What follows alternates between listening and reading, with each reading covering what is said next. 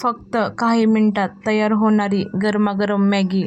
भूक लागली की आठवते मॅगी. मॅगीसाठी लागणारं साहित्य: कांदा, टमाटर, कोथिंबीर आणि 2 लसणाच्या पाकळ्या.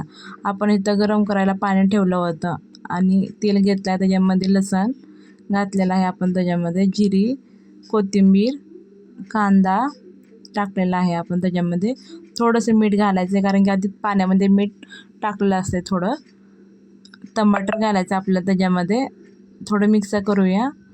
थोडंसं काळं तिखट आपण 2 मिनिटासाठी झाकून ठेवूया आणि झाकून ठेवल्यानंतर परत आपण काढायचं आणि त्यात थोडंसं काळं तिखट आपण वापरायचं आहे, जास्त नाही आहे. सॉरी, लाल तिखट वापरायचं आहे, पुडीमधलं काळं नाही आहे. हे पहा, थोडंसंच वापरलं आहे, जास्त नाही वापरायचं. थोडं परत मिक्स करून घ्यायचं आहे आपल्याला ते.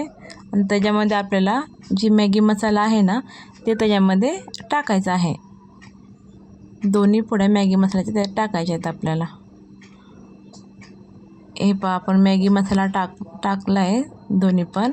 त्याच्यामध्ये आपल्याला काय करायचं आहे, जी मॅगी आहे ना ती त्याच्यामध्ये टाकायची आहे. कढईमध्ये आपल्याला ते मॅगी टाकायची आहे. मोडून टाका किंवा अशी टाका तुम्ही मॅगी. आणि त्याला थोडासा मसाला जे लावायचा आहे मॅगीला. ते लागला की 2 मिनिटासाठी झाकून ठेवायचं आहे. झाकून ठेवलं की हे पहा, काढलेलं आपण झाकण ते.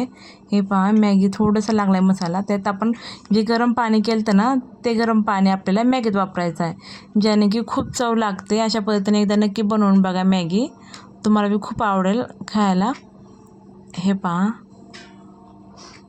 पाणी टाकून घेतलं आपण. थोडं जास्तच पाणी वापरायचं आहे पाणी. आणि 2 मिनिटासाठी अजून परत त्याला झाकून ठेवायचं आहे, ज्याने की ते मॅगीला पूर्ण मसाला लागतो. खूप छान लागते.